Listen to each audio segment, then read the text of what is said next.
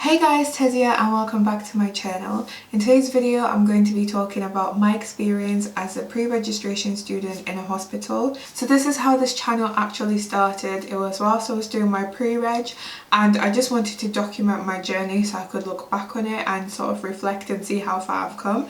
But every time I look at those videos I just cringe because I don't know, it's just weird. I mean, if you record yourself and then you watch it back a few years later, you'll understand what I mean. So I decided to delete all those videos and combine them into one because there's really no need for me to have 7 different videos on one experience. I mean, at the time it made sense, but not anymore.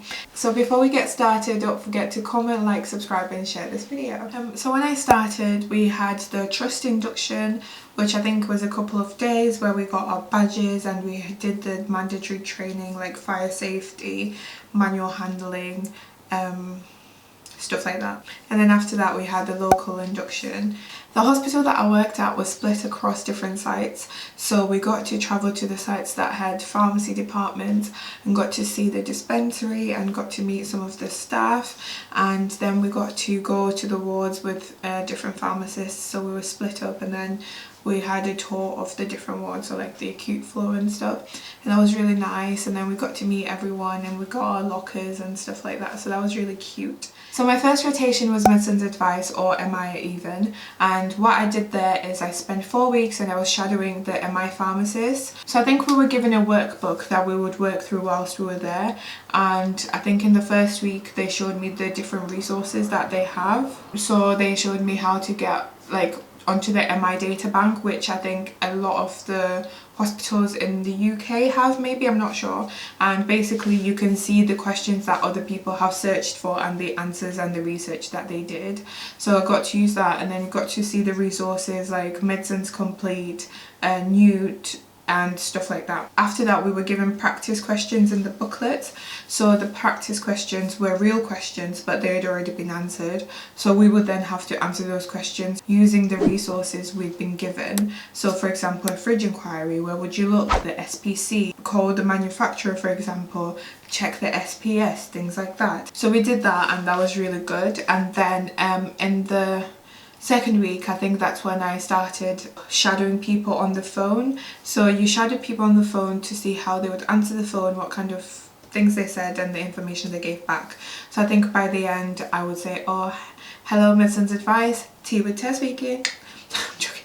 And then you would know what questions to ask. For example, if it's a patient who's calling, if it's a doctor who's calling, if it's another pharmacist who's calling, if it's a healthcare professional outside the hospital who's calling, if it's a GP or community pharmacist, things like that. So that was really good because then it gave you the skills to be able to search for answers on the ward. So when I was on a ward, for example, and then I needed to know whether you could crush a tablet, I would know that I could check Newt before I called MI, just to make you more independent, so you didn't need to rely on MI as much, but then you knew when you needed them, if that makes sense, kind of like a safety net for you. So then next I went to paediatrics and clinical trials. Now this was combined together, and for the clinical trials part of it, that was in the afternoon, and we worked through the good manufacturing practice, and it's this certificate to say you have done the basic training that allows you to spend time in clinical trials. And then there wasn't really much we could do in clinical trials because you have to be approved to be able to do anything. So I think we observed someone unloading a delivery and put it into the fridge, and even that we couldn't do because we hadn't been signed off yet. I think by the end we were, but clinical trials is very, very methodical and it's very process based, so you can't just rock up and start doing things if you haven't read the specific protocol for that specific trial. And for the peds part of it, we had a workbook that we worked through, and the workbook had like calculations and different conditions that we were expected to see during our rotation. So for example, asthma, or maybe someone with epilepsy, and we also got to see like hepatology, renal, and I think neonates as well. I remember going to neonates. You know, look, that was really cute because babies are so cute. But yeah, anyway, so we got to spend time in neonates. So I found paediatrics really interesting because I've always had an interest in peds, so I did really like it. Following on from that, we did aseptics. So what we did first was we spent some time in the oncology and hematology clinics, and in those clinics we got to see how the pharmacists would prescribe chemo. So there's like chemo competent pharmacists who get given a diagnosis, I guess, and they know what treatment that patient is meant to be on, and they kind of make up the prescription as to how those drugs will be mixed together and whether that's okay and what rate they'll run at, all that good stuff. So then they'll generate a prescription, and that prescription would then get sent to aseptics. So we actually got to go to aseptics where we saw the script being received via fax. Once aseptics receives the fax, they generate a worksheet, which is what they use to make products. So the worksheets would have like a recipe on how to make that drug. So then after they fill in the details, they would then go to the storeroom to get all the materials they needed.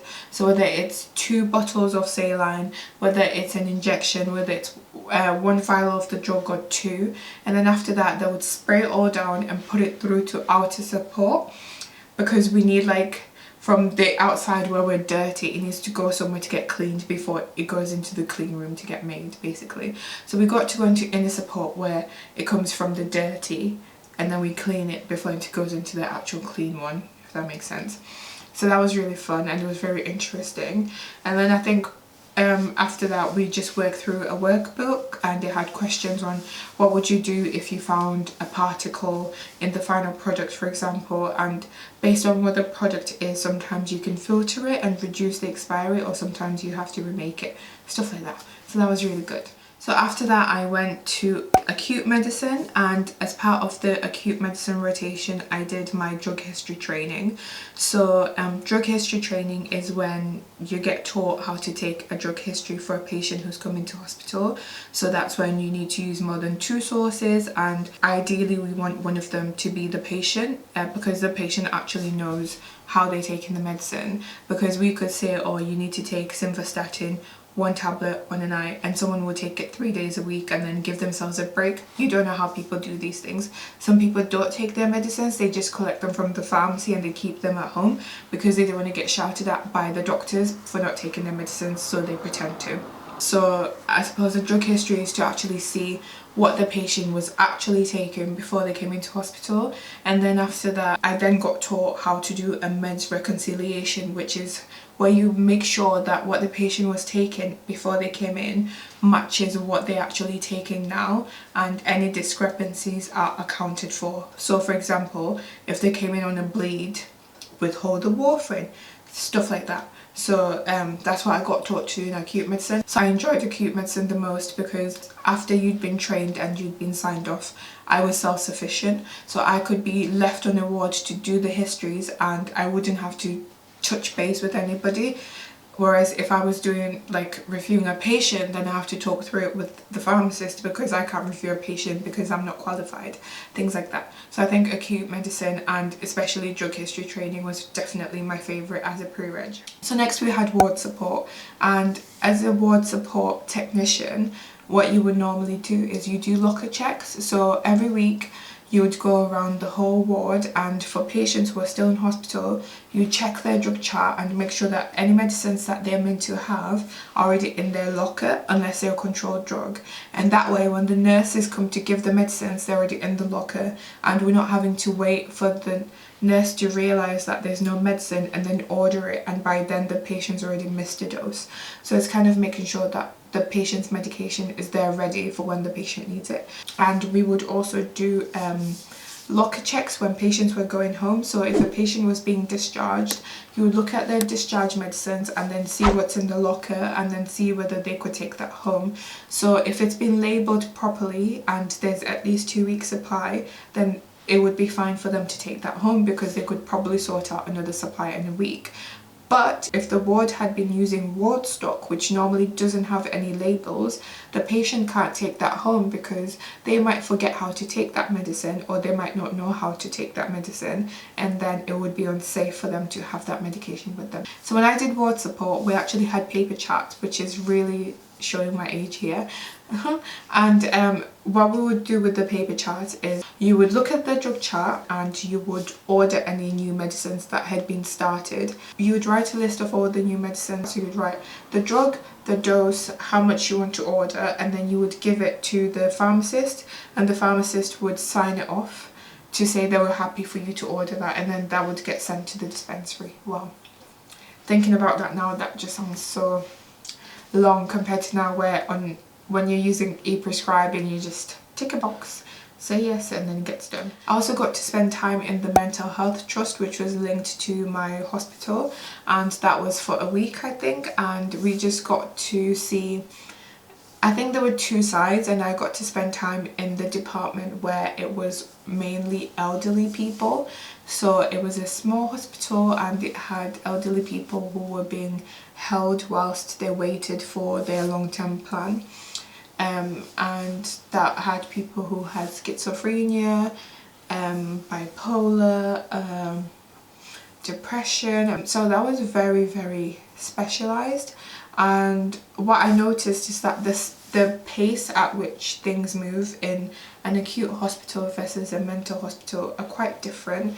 And it was really nice because I felt like there wasn't that pressure to get people out as quickly as possible, so you got to spend time with the patients. My pre-reg in hospital was only for 6 months because I did do the Bradford split, but if I had stayed on for the whole year, I think towards the end of your pre-reg you are given a ward that you're responsible for by yourself. So you're basically like the pharmacist on that ward, and you do the ward and then you check back with a senior pharmacist. My favourite thing about being a pre-reg student in hospital was the fact that I got paid and I didn't have to study for the pre-reg exam. Now this is only because I did the Bradford split and I was going back to uni, so not that it didn't matter, but I was more relaxed compared to the other pre-regs who had to think about the exam. Like, that stress was far away in the future. Also because I was living at home and I was making solid money all of a sudden, it was really strange to be rich, you know, rich, but I spent all that money anyway. So clearly I'm one of those people that adjusts her lifestyle based on how much money I earn, which is really bad, I know, because it means I'm not very good at saving, but gotta stay cute, you know. Moving on to the book of the video, which is The Lord of the Flies. Now, I read this book in high school and I wasn't very impressed, if I'm being honest, and I thought I'd give it another go because I thought, well, maybe because I'm not being forced to read it, I can take my time and really enjoy it. But I'm still not convinced that it's a very good book. I feel like the themes are a bit meh. Not impressed. But if you've read it and if you really liked it, please tell me what you liked about it and maybe you can change my mind, who knows. But anyways, thank you so much for watching. Let me know in the comments if you have any video suggestions or if there's a type of video you want to see. Tap that like button so the video reaches more people. Subscribe if you haven't already because it really helps me out. And until next time, stay bougie.